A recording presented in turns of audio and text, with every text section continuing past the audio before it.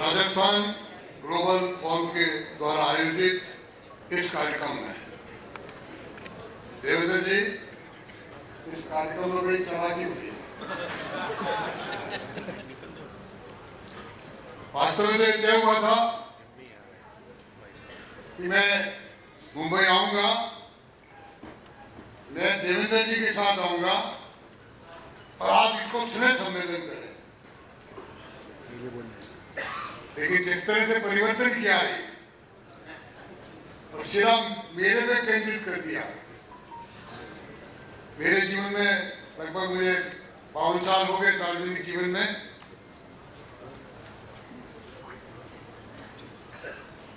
ये इस तरह का कार्यक्रम मैं दूसरा, और वो भी दूसरा है ना, मुंबई में दूसरा कर रहा हूँ। जनरली हम लोगों की सुबह में स्वयं का कोई सम्मान कराना, वो जीवन यात्रा के बारे में कुछ सुनाना, थोड़ा छोटा सा भी लगता है। पूरी टीम ग्लोबल फोरम की इन सबको धन्यवाद दूंगा जिन्होंने मेहनत करके इस कार्यक्रम का आयोजन किया। लेकिन एक बात जरूर कहूंगा, आज देवेंद्र जी ने, माननीय मुख्यमंत्री जी ने 14 के चुनाव की थोड़ी बहुत अंदर की बात बता दी। मुझे अच्छा लगा, सुनने वालों को भी अच्छा लगा होगा। लेकिन बहुत कम समय में अब क्या होता है कि कई बार कोई व्यक्ति भाग्य लेके आता है तो क्रेडिट सारी उसके सिर पे चली जाती है। लेकिन वास्तव में अगर उस समय मेहनत की है, मेरे ख्याल से 32-38 घंटे बचे होंगे। मैंने कहा देवेंद्र जी 80-90 नाम कहां से आए?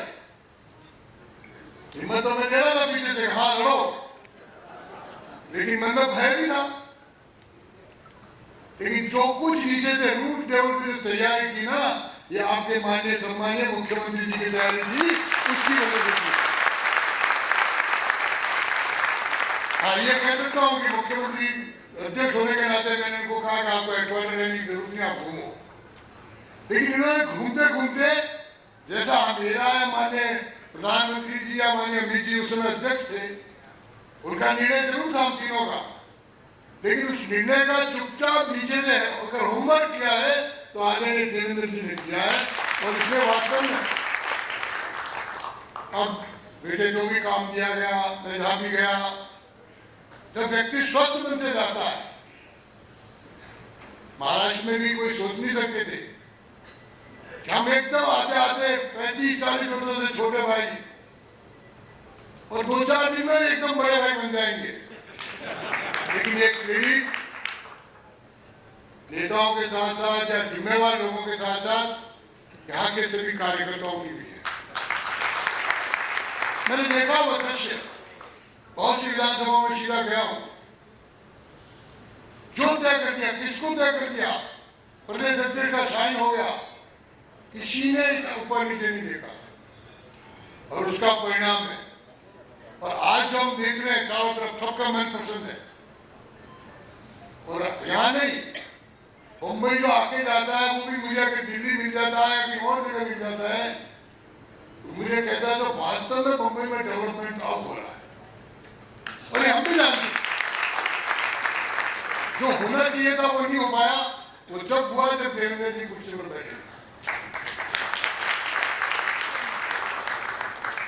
तो कुल मिलाकर के मेरा सम्मान अधिक है, ये थोड़ा पीछे दिशा भी लगता है। मैं पार्टी का कार्यकर्ता हूं। 1972 में प्रचारक निकला, संघ का काम किया, इमरजेंसी में पूरे समय जेल में भी रहा। बाद में मुझे किसान संघ कह दिया, किसान संघ का काम किया। बाद में राजनीति का कह दिया, राजनीति का काम किया। वो पूरा होने के बाद, और राजनीति में ऐसा नहीं है, उस समय भी ऐसा हुआ। 90 में हमारी सरकार बनी राजस्थान में, मिली जुली सरकार थी। जनता दल से हमने समझौता करके हम 74 थे, वो 56 थे। मेरे मन में आया, जैसा यहाँ आया वैसा वहां भी आया। मैंने भविष्य का क्यों नहीं हम जनता दल में स्प्लिट करें। प्रचारक होकर के ये बात कह रहे हो। लेकिन स्प्लिट किया, बनाने में ढांचा ढह गया। 93 में वापस चुनाव, 5 सरकार बंद की थी उसमें, राजस्थान, मध्य प्रदेश, उत्तर प्रदेश, दिल्ली और हिमाचल। 93 में चुनाव हुए तो सदैव बहलू जी ने कहा मुझे कि मैं गंगानगर से लड़ूंगा। मुझे रिपोर्ट की पूरी, मैंने कहा गंगानगर से हार जाओगे। ऐसे कैसे हो सकता, तुम कल तो पार्टी में आए, मुझे समझा रहे हो। मैंने कहा मैंने नीचे तक देखा है, मामला ठीक नहीं, पर वो माने नहीं। मैंने कहा चुपचाप, उस समय फार्म खाने किसी के साथ भेज के भी भरा जाता था। मैंने चुपचाप, जिस क्षेत्र में मैं रहता हूँ बाली, जबकि मेरे परिवार से कोई दूर दूर तक राजनीति रिश्ता नहीं, मैंने हमारे कार्यकर्ताओं को जेल को कहा, मैंने कहा जाओ और ये घर जी को फार्म कर दो।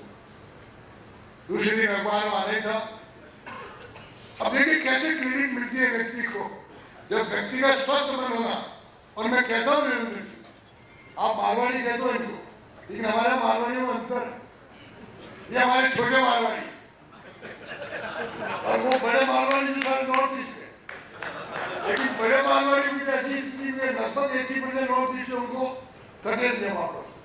लेकिन ये छोटे मारवाड़ी चाहे केरल में बैठा है, चाहे तमिलनाडु में बैठा है, उस लोकल भाषा में इनके हर कार्यक्रम के 30 से 40% लोकल जनता, लोकल कार्यकर्ता उसमें उपस्थित रहे। इसलिए ये आके परमानेंट हो गए। इसलिए इनको अपनी कर्म भूमि को मत हो दिया, इन्होंने उनसे दूरी नहीं रखी कहीं रखी। मैं तो इनको सब कार्यक्रम में जाता हूँ तो मुझे लगता है कि मलयालम भी ऐसी जबरदस्त बोलते हैं, तेलुगु भी ऐसी जबरदस्त बोलते हैं। तो ये जो मिलन आवा तो छोटे मारवाड़ी भी है, लेकिन जहाँ जाते हैं वहाँ उस क्षेत्र से जुड़ते हैं, कर्मभूमि जुड़ते हैं और वहाँ अपना योगदान भी करते हैं। तो मैंने उनको कहा, नहीं जीत पाओगे। माली भी आया, सुबह अखबार में छपना ही था, और छपने के बाद जैसे ही उनको पता चला भैरव सिंह जी को, तो जम के मेरी और गुजर जी की क्लास ले। अच्छा, उस समय बहुत पार्टी में होमोजीनियस होती थी, पार्टी छोटी थी उस समय। मैंने कहा नहीं साहब जो भी हो गया, बड़ी मुश्किल से मैंने 1.5 दिन के लिए मांगा समय, तो बोलती थी आप क्या बोलो। अच्छा, मेरा मानते भी खूब देश में कोई दो राय नहीं आए, तो एक 12 किलोमीटर जाने में 6 घंटे लगे उनको, 4 व्हील गाड़ी थी, और मीटिंग 300 लोगों की सिर्फ बाली कौंसी में ट्राइबल बेल्ट में 300 लोगों की। उन्होंने कहा मुझे कहा पत्थरों में फंसा दिया, और आखिर में बाली हेडक्वार्टर की शाम की मीटिंग लगभग 2-1 हज़ार लोग होंगे। उन्होंने अनाउंस कर दिया, मुझे तो उमदी ने भाटों में फंसा दिया है, मैं तो चुनाव छोड़ के चला जाऊंगा, मैं यहाँ नहीं लड़ूंगी। और भगवान और कार्यकर्ताओं का ऐसा आशीर्वाद पार्टी के कि गंगानगर उस समय बहलू जी 3रे नंबर पे रहे और बाली से जीत करके मुख्यमंत्री। और ऐसे ही नहीं, बाकी चारों प्रदेशों में सरकारें नहीं बनी। 6 सरकारें 93 में रिपीट हुई, तो राजस्थान में रिपीट। उसका कारण था कि हमने सबको समान रूप से देखा, हमने नए लोगों को भी जोड़ा, बहुत बड़ी संख्या में नए लोग आए उनको भी जोड़ा, उनको जोड़ने की वजह से वहां खड़ी हुई। तो व्यक्तिगत समदृष्टि रख करके काम करता है, व्यक्तिगत कार्यकर्ता की भावना समझ कर कार्यकर्ता करता है, तो निश्चित रूप से मानिए कि यश प्रभु अपना आप देता है। आज जो पूर्व वक्ता ने देवेंद्र जी के बारे में कहा, वह बहुत मन प्रसन्न हुआ कि जिस प्रकार से जिस कॉन्फिडेंस से वो काम कर रहे हैं, जिस विषय में वो आगे बढ़ रहे हैं। तो वास्तव में राकेश जी, मेरा आपसे विनती है, एक बार सारा ग्लोबल मंडल पुनः एक बार देवेंद्र जी का सम्मान करिए। एक बार ऐसा नहीं चलेगा, मैं बड़ी बात को प्रदीप जी लाओ, आइए सब आइए, चैनल आ जाओ, चैनल आ जाओ।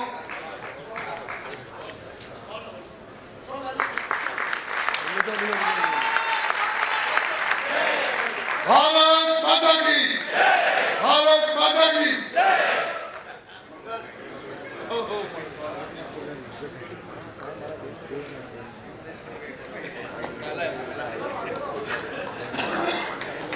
फोटो लेने दीजिए।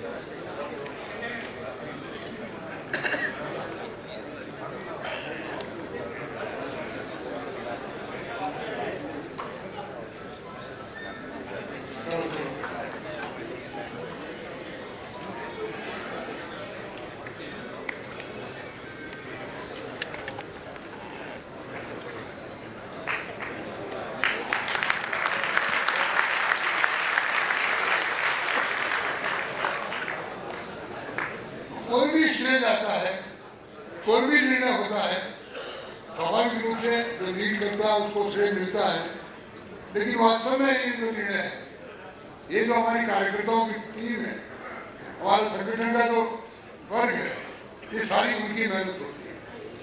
काम रहता है कि सबको एकजुट करके लगाना, एक दिशा में लगाना। अब मुझे जब सिक्किम भेजा गया, पूरा आशीष चैटर्जी ने उसका अच्छा वर्णन किया।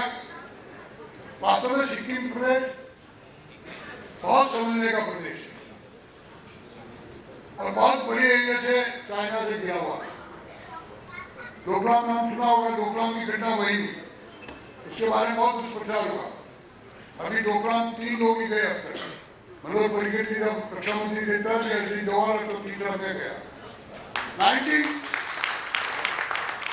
72 दिन तक 72 डेज हमारे सैनिकों ने चाइनीज को हमारी नहीं उन्होंने भूटान की थी, उनको नहीं आगे बढ़ने दिया। अब ये दृश्य, और पहली बार आदरणीय प्रधानमंत्री जी के आग्रह के बाद मैंने अग्री किया उनको, आजादी के बाद पहली बार टोटल जनरल्स की मीटिंग सिक्किम में हुई। और मैं आपको भी कहना चाहता हूँ, कभी 15 दिसंबर को केंद्रीय गृह मंत्री जी ने अनाउंस किया, जहां जहां ये युद्ध की घटनाएं हुई है पिछले 62 से लगाकर अब तक, उन सबको टूरिस्ट स्थान बनाया। और सिक्किम में से 5 स्थान है जहां बिल्कुल चाइना बॉर्डर पे, और उसमें बकायदा टूरिस्ट को एक परमिट लेना पड़ेगा जाते वक्त, और वो देगी स्टेट गवर्नमेंट और मिलिट्री आर्मी, लेकिन वो जाएंगे। तो एक बात समझने की, मैं वहां गया, सिक्किम आजादी के साथ हमारे साथ नहीं आया। सिक्किम 16 मई 75 को अपने साथ में, जो उससे पहले राजा था, तो जब उसके बाद 11 सितंबर को एक नाथुला दिवस मनाते हैं, क्योंकि 67 में युद्ध हुआ था, थोड़ा टूटा था। वहाँ के चाइनीज बोर्ड में बाकी जगह एलओसी, वहाँ एलएसी है, लाइन ऑफ एक्चुअल। तो वहाँ एलएसी की जगह वहाँ जो जनरल थे वो सहयोग से राजस्थान के थे, तो वो वाइट फेंसिंग टेबल होती थी, वो माता बोर्ड, तो उन्होंने कहा वाइट फेंसिंग कर देते टेम्परेरी। वाइट फेंसिंग में चीन हटाएंगे अग्रेस हुआ। उस आदमी ने जो मना किया हुआ तो खाली टेम्परेरी आए, उन्होंने 4 दिन में हमारे 37 जवान मारे, 67 की बता रहा हूँ। इन्होंने जनरल से पूछा, भगत सिंह जी थे उस समय वहाँ मेजर जनरल, उन्होंने टोटल जनरल करीबा जी थे, उनको पूछा, सबने मना कर दिया, नो फायर। लेकिन जब 36 जवान हमारे चाइनीज ने मार दिए, तो उन्होंने अपने जीवन की परवाह किए बिना 400 सैनिक तो मारे नाथुला में, और 300 सैनिक चाइनीज के मारे वहां सिलसिला। और इस बार मैं अभी जब सितंबर में गया तो मैं वहाँ के चीफ जस्टिस मुख्यमंत्री को भी ले गया। मैंने अगली बार से नाथुला दिवस नहीं, नाथुला विजय दिवस मनाया जाए कि 67 में हमने चाइनीज को व्हाइट फ्लैग लेके खड़ा रखा। तो वहाँ बहुत अच्छी थी और सबसे सुंदर, बहुत अनुशासित प्रदेश, हिंदुस्तान का पहला प्रदेश है जो फुल ऑर्गेनिक, एकदम शुद्ध रूप से ऑर्गेनिक, महिला बहुल प्रदेश होने के बावजूद भी, महिला प्रभावी उद्देश्य होने के बावजूद भी महिला क्राइम 0 है। और आप ट्रैफिक वायलेंस नहीं कर सकते वहां, नीट एंड क्लीन है, और प्लास्टिक भी जो है बिल्कुल प्लास्टिक नहीं जा सकते।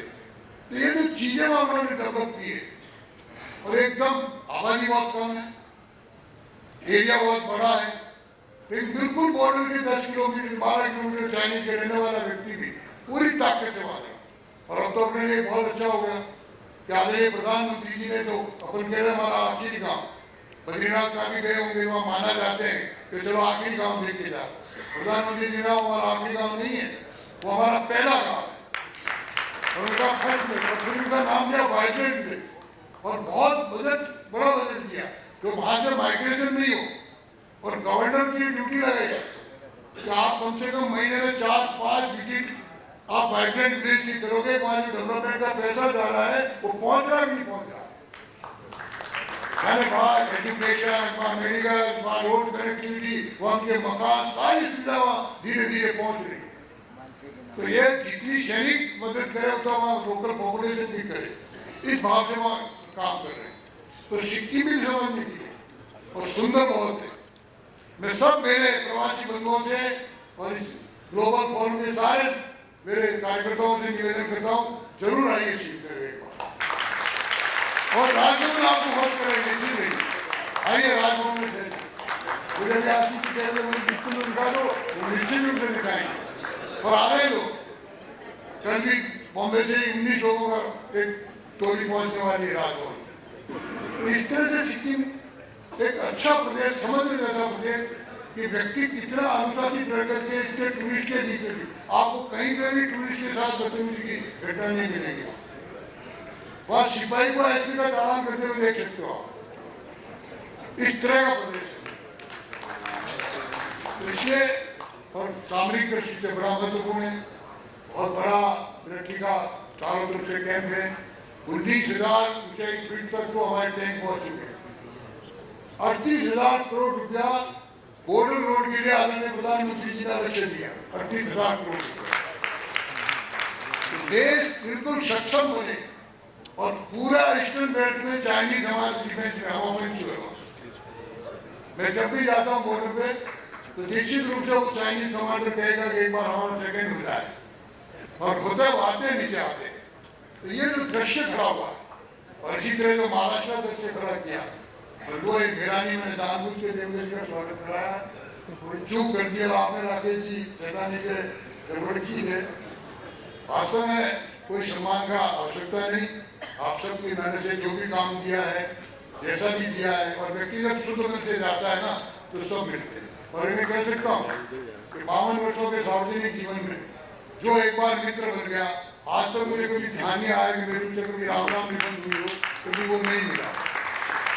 और जहाँ जब मौका लगता हूँ तो निश्चित रूप से काम करता हूँ और कुछ उदाहरण भी करता हूँ। पिछले बार मैंने जब कोरोना था तो आदरणीय प्रधानमंत्री जी से निवेदन किया, मतलब मैंने थोड़ा राजस्थान में प्रयोग किया, 5 लोगों को संपर्क करना पुराना का 90 से पहले के। मैंने कहा थोड़ा हर निवेदन 2-2 4 नाम तय करिए और आप सीधा बात करिए। और प्रधानमंत्री जी ने सीधी बात और लोगों को ऐसे से ताला भंडारी चैलेंज जी बैठे जी याद आ गया मुझे। अब ताला भंडारी के पास कौन आया प्रधानमंत्री जी का, कैसे हो क्या हो। वो कोरोना में कर्फ्यू टाइप पुलिस आने नहीं देते, जबरदस्ती उस समय मैं भी फार्म में देगा, रात को मेरा आएगा, मेरा नाम तो आपने ही दिया होगा प्रधानमंत्री। मैंने कहा मैंने नहीं, प्रधानमंत्री जी खुद की सोचे। तो आज जिस तरह की टीम अपने देश में खड़ी हुई है, चाहे वो देवेंद्र जी हो या जो भी जब नई टीम जो आए, और वास्तव में देवेंद्र जी स्वागत करने वाला एक आज है। मेरा भी बहुत दिल खुश हुआ आज रोड देखा मैंने, आपने सबसे मतलब वास्तव में मुंबई का इस तरह का डेवलपमेंट नहीं हुआ। इन्होंने किया, माफ करना, ये सब बिल्डिंग बैठे हैं, ज्यादातर बिल्डिंग बनाने का काम किया भाई। जो इंफ्रास्ट्रक्चर डेवलप होना चाहिए वो नहीं, और वो देवेंद्र जी ने ध्यान करके किया है। देवेंद्र जी अब किसका कहेंगे सब आदरणीय मोदी जी पहले से तय करके रखते हैं। आप तो उनके संदेश वाहक होते हैं, ये करो वो करो, इसके अलावा हमारे पास कोई सवाल नहीं होता। इसलिए मेरा जितना भी स्वागत है मैं सब आपको समर्पित करता हूँ।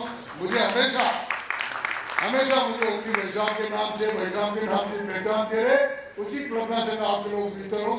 ये जब आती है पोस्ट तो आती है, सारी पोस्ट नहीं मानी। मैंने अडवाणी जी की राज्य मंत्री बन गया था, तो सीधी स्वाभाविक है, टाइम बदलते रहते हैं, नए लोग आते हैं। और अब मुझे ऐसा काम दिया है जो मतलब गवर्नर का नहीं है, वास्तव वो काम कुछ और ही है, जो मैं आप लोगों की चर्चा नहीं करता, वो भी कर रहा हूँ, तो प्रेम से कर रहा हूँ। एक बार पुनः आप लोगों ने इतना सम्मान दिया, विशेष करके ग्लोबल फॉर्म को, राजस्थान को, जिन्होंने मेहनत करके इतने बड़े हॉल में कार्यक्रम किया। एक बार पुनः आप लोगों को धन्यवाद, और आप सबको मेरा प्रणाम, बहुत बहुत धन्यवाद।